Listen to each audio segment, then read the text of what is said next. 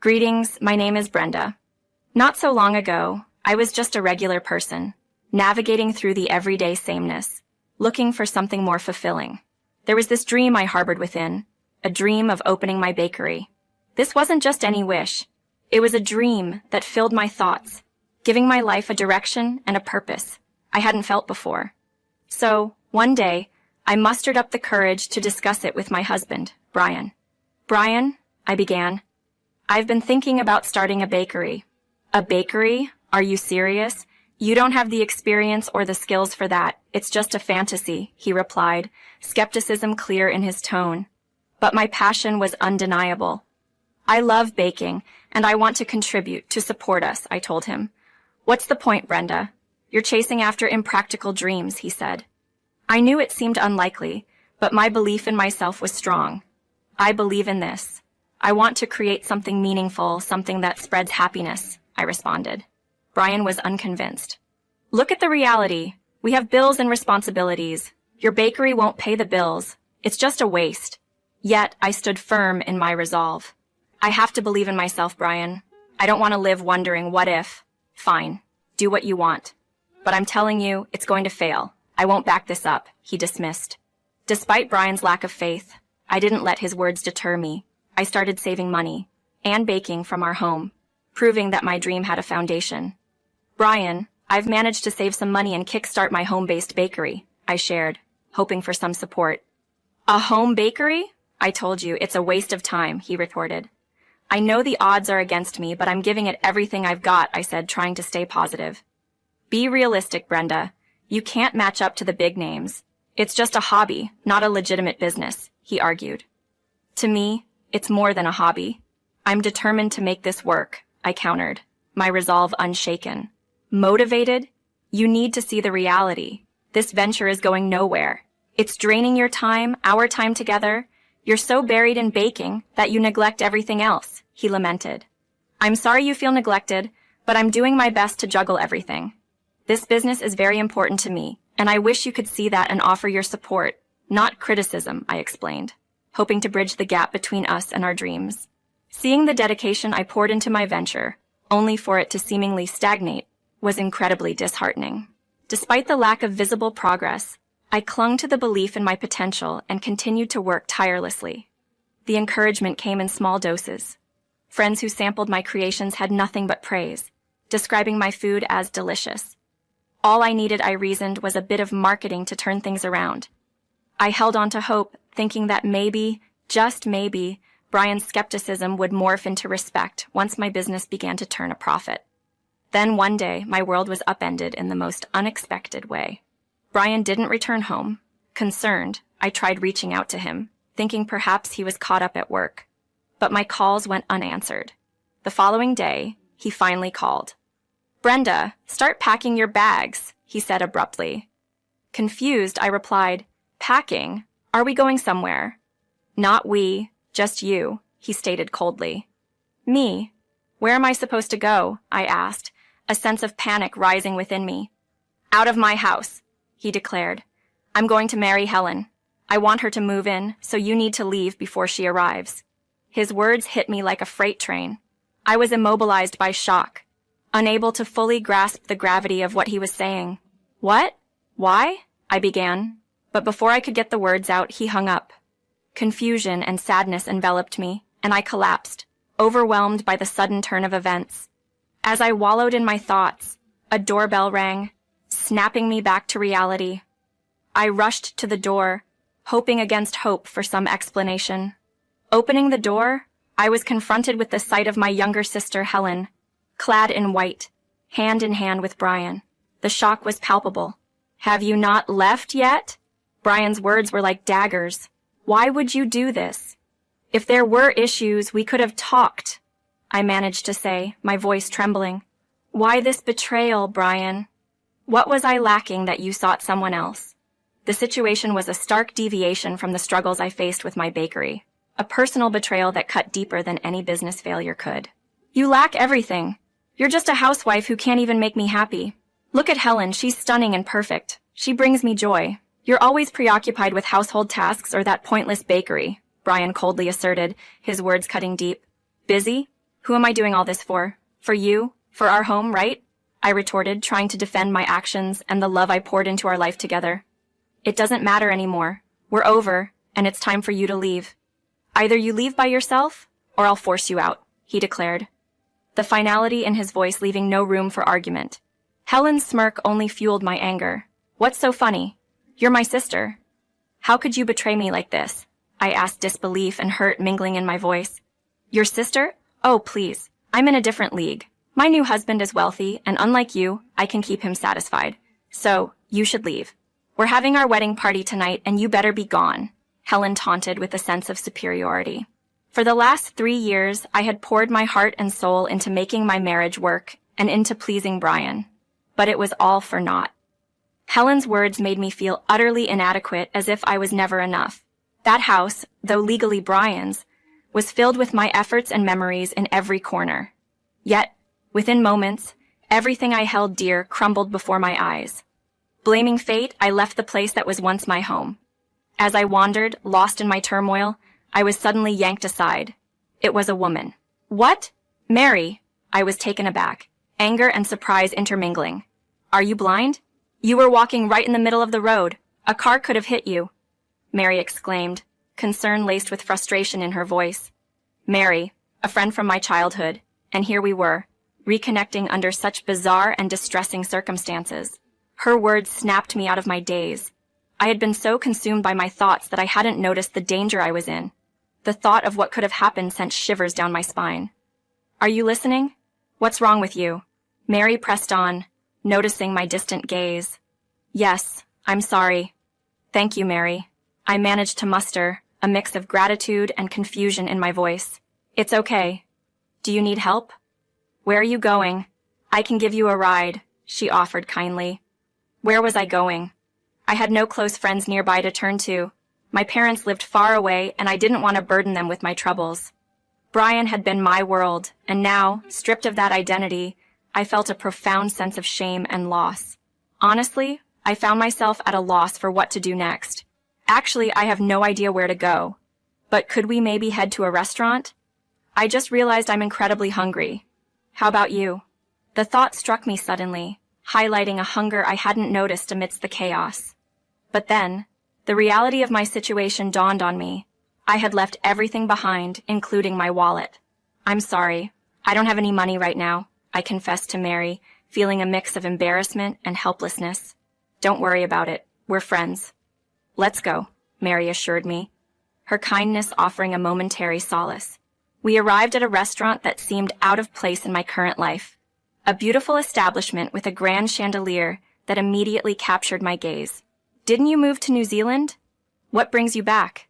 I asked, surprised to find her here of all places. Yes, I was studying there. After finishing my degree, I returned here for a job opportunity, Mary explained. I couldn't help but express my concern over the expense of the lunch, especially given my financial state. Mary, you really don't have to do this. This place looks pricey. It's fine. I've got this, she reassured me, just as our meal arrived. The table was set with an appetizing array of broth, Greek salad, and a grilled portobello mushroom burger. My hunger got the better of me, and I started eating before Mary could even join in. When asked if I enjoyed the meal, I inadvertently critiqued the burger buns, suggesting they could be improved. Mary seemed surprised, noting, "Our buns and pizzas are quite popular here." Apologizing, I clarified, "The food is great, but I think there's always room for improvement. Maybe a crispier, better baked bun, and the broth could use a bit more seasoning." "You sound like a chef," she observed, a hint of admiration in her voice. I laughed it off. "Oh no, not at all. I was just a housewife. Well, until recently. I bake quite a bit and even started a small baking business, but it's struggling." Mary then suggested something that hadn't crossed my mind. "With your knowledge, why not try working in restaurants? Not all places look for formal qualifications. Your experience could be more than enough." As we delved deeper into a conversation, Mary sensed my distress and offered a listening ear. Sharing my story with her felt like lifting a weight off my shoulders. Her reaction was immediate and supportive. What a terrible situation. You know, we could take legal action against him. But I was hesitant. No, I don't want anything from him. What's the point if the love is gone? He should live his life in peace. Your kindness is boundless, Brenda. He'll realize his mistake. But now, focus on yourself. You're full of potential. Why not explore job opportunities? I'll help however I can. Encouraged by Mary's faith in me, I started to see a glimmer of hope. Perhaps I could turn this new page in my life into a chapter of growth and self-reliance. Do you know of any places that might be hiring? I need to start somewhere, and I'm ready to become independent. Absolutely. I'll arrange a meeting for you with the owner, Mary assured me with a smile. Her words were a beacon of hope in my turbulent sea of uncertainties. That's incredibly kind of you. Are you part of the management team? I inquired, marveling at how swiftly she was orchestrating these opportunities for me. Yes, you could say that, Mary replied, a hint of mystery in her voice. After the meal, Mary took care of the bill, and we left the restaurant together. I was filled with a newfound sense of hope, but was also acutely aware of the immediate practicalities of my situation. So where to now? Honestly, I'm not sure where I'll go, I confessed. I'm your friend, aren't I? Why don't you stay with me until you figure things out? Mary offered generously. Are you sure? You've already been so kind, I hesitated, overwhelmed by her continuous support. No problem at all. Stay with me as long as you need, she insisted. Gratefully, I moved in with Mary. Her home was a haven, complete with a vast library brimming with business books. That night, as I lay in bed, thoughts of Brian and Helen's betrayal intertwined with the possibilities that lay ahead. Despite the pain of the past, I was ready to embark on a new journey of self-discovery and independence. The following morning, dressed in Mary's office attire, I barely recognized the person staring back at me in the mirror.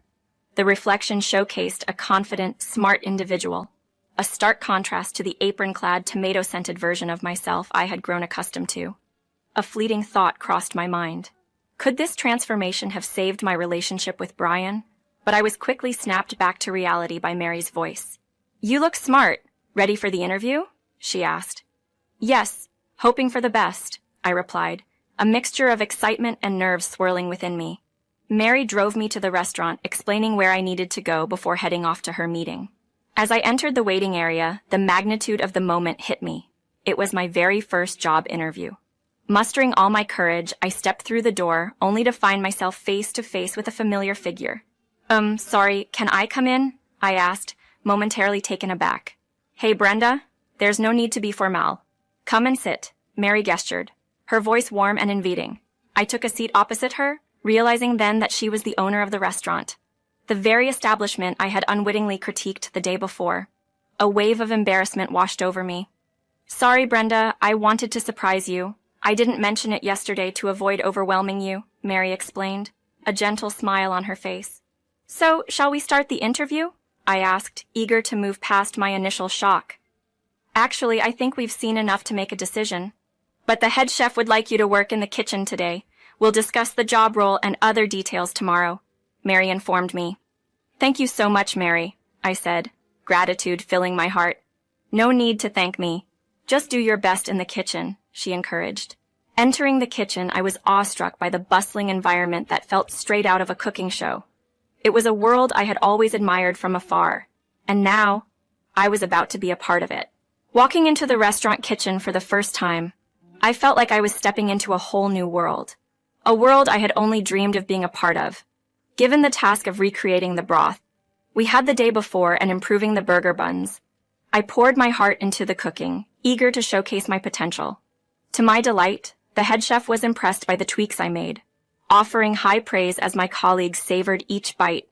Amazed that I had transitioned from a housewife to this new role so seamlessly, this experience was a revelation to me, uncovering abilities I hadn't realized I possessed. There was still much for me to learn, but I was determined to make the most of this opportunity. Surprisingly, I secured the job, and the salary was beyond anything I had imagined. This job became my new world, my sanctuary, and I dedicated myself to it fully. As time went by, my hard work paid off with a promotion to head chef, and under my guidance, our flatbreads and broths drew crowds from all over, eager for a taste. Despite these successes, the dream of opening my bakery lingered untouched in the back of my mind. With newfound confidence and resources, I finally decided to share my aspirations with Mary. Mary, there's something I need to discuss with you, I began, hesitating slightly. Of course, Brenda. What's on your mind? she encouraged. I've been thinking about my lifelong dream of opening a bakery. To pursue it, though, I'd need to leave the restaurant, I admitted, nervous about her reaction. That's bittersweet news, Mary responded, with a supportive yet sad tone. But I wouldn't dream of holding you back. You have the talent to create something extraordinary on your own, and I fully support you. Grateful for her understanding and encouragement, I committed myself to ensuring a smooth transition for the restaurant before my departure. In time, I left the restaurant with Mary's blessings, using my savings to open Brenda's Bakery in the heart of the city.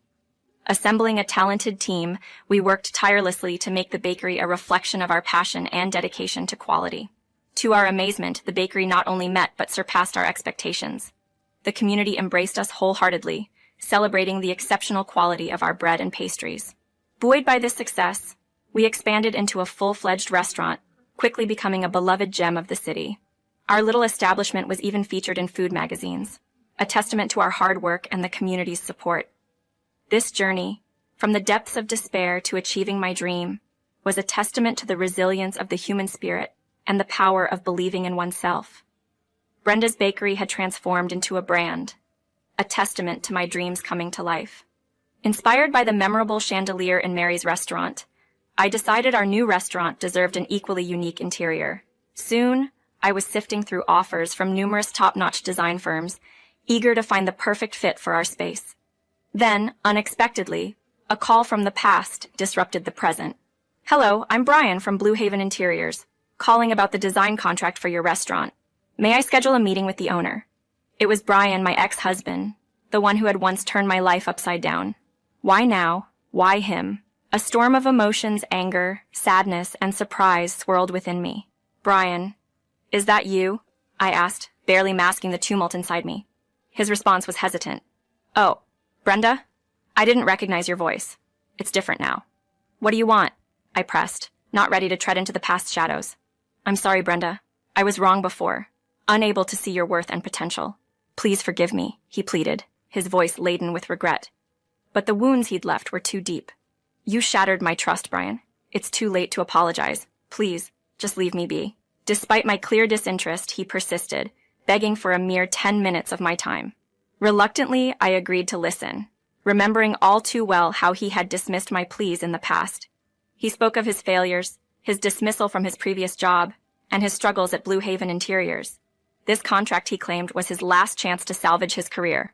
I'm sorry, Brian, but I cannot involve your company, I said firmly, the finality in my voice mirroring the closure I sought from our shared past. Hanging up felt like closing a chapter, a reversal of the moment he had ended our relationship with a call. When Mary visited that weekend, I found myself pouring out the entire encounter.